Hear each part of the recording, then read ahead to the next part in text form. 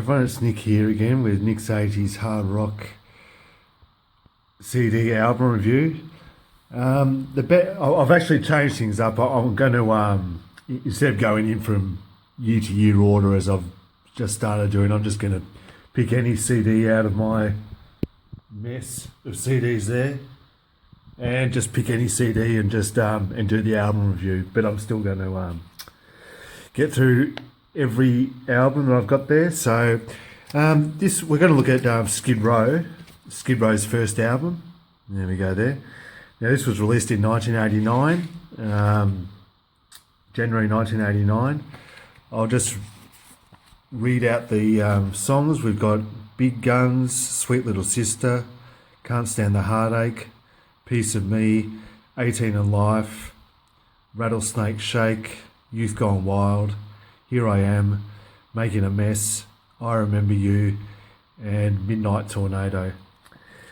Yeah, so this is their first album, and this did really well for these guys. It was an instant hit for this band. They had at least, well, yeah, they had three major hit singles.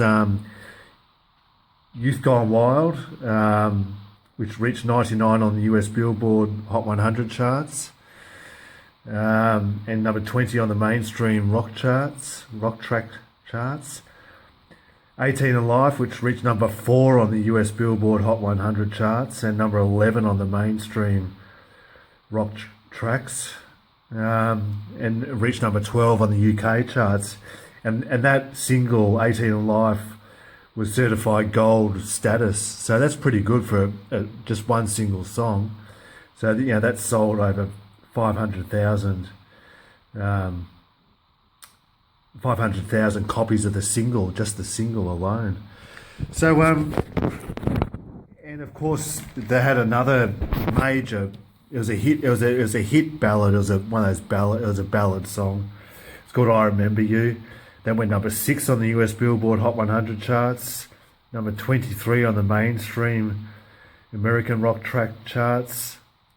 The song went number 2 in New Zealand, went to number 12 in Ireland, number 14 in Canada, number 18 in Finland, and 36 on the UK charts. So they really just hit the ground running, so to speak, Skid Row. And just a little bit of background. I did mention this in the Skid Row video that I did previously. The guitar player Dave Sabo, he's the one in the middle there, actually, right in the middle there. Dave Sabo was actually, well, he still is very good friends with John Bon Jovi. They actually grew up just down the street from each other, and they made an agreement with each other that whichever band makes it big, that band will help out the others. And of course, Bon Jovi made it big before Skid Row, and Bon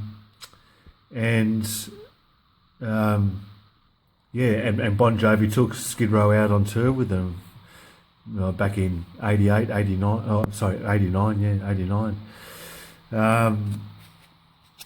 And this is an interesting fact, Dave Sabo actually was going to be the guitarist for Bon Jovi. But John Bon Jovi said to him, nah, it'd be better if you formed your own band, because John Bon Jovi reckoned that Dave should form his own band. It had nothing to do with his guitar playing. Of course, you know, Dave Sabo's a great guitar player. But yeah, he told Dave, nah, I reckon you've got it in you to start your own band, and they did, and he did with Skid Row. So so Bon Jovi had a lot of help. Skid Row had a lot of help from Bon Jovi. So we'll just go through the band while we've got them here. It's a black and white photo, but on the far left you've got Scotty Hill, guitar player. Next to him is Robert Fuso, drums. In the middle there is Dave Sabo, guitars. Next to him is Sebastian Bach, the lead singer, and on the far right there is Rachel Bolan. I know Rachel's a female name, but Rachel is a man, that guy. So he calls himself Rachel. I don't know why, but anyway, Rachel Bolan. Yeah, he's a bass player. Now, in regards to album sales, I mean, this did, equally as good as the singles. It reached number 6 on the Billboard 200 charts, number 30 on the UK charts, number 21 on the Swedish charts, went number 1 in New Zealand, number 35 on the Japanese charts, 22 on the German charts, went number 11 in Canada, and here in Australia went number 12. In regards to album sales, it went in Australia here, it reached platinum sales, 70,000 copies sold. In Canada, it reached 5 times platinum. So that's about 5 million. And that was in Canada. Now, in the United States, it reached five times platinum, so that's 5 million again. And in Europe, in the UK, it reached gold status, so that's 100,000 copies. So these guys just absolutely, they absolutely nailed it, to be perfectly honest with you. And I've read a lot of interviews, and Skid Row were very well liked by other bands. That they were very easygoing, and a lot of other bands really liked them. And they're just a very easygoing bunch of guys. Now, my favourite tracks off this album would be Big Guns, Can't Stand the Heartache, 18 Alive, Rattlesnake Shake, Youth Gone Wild, and I Remember You. Now, Sebastian Bach, the lead singer, as I said, that's him there. He has got a tremendous voice, and absolutely, he can reach really high notes, and he's just got a great voice. And I saw these guys when they toured with Guns N' Roses in Australia back in '93. And he's a funny guy, Sebastian Bach. He's a really funny guy, when he was on stage, I remember. Unfortunately, Sebastian Bach isn't in the band anymore. There was a bit of a fallout between him and the other guys. So, Sebastian Bach is not in the band. He's doing his own solo things, which is a shame though, because Skid Row were just a great band. They had obviously had so much success, and their follow-up album after this one, which I will review later on, it wasn't as popular as this, but it still did tremendously well. But it showed the band really moving forward. So I actually still remember I had this album on cassette. I remember, and I just used to play it all the time, from side A to side B on the cassette, and I just couldn't get enough of this album.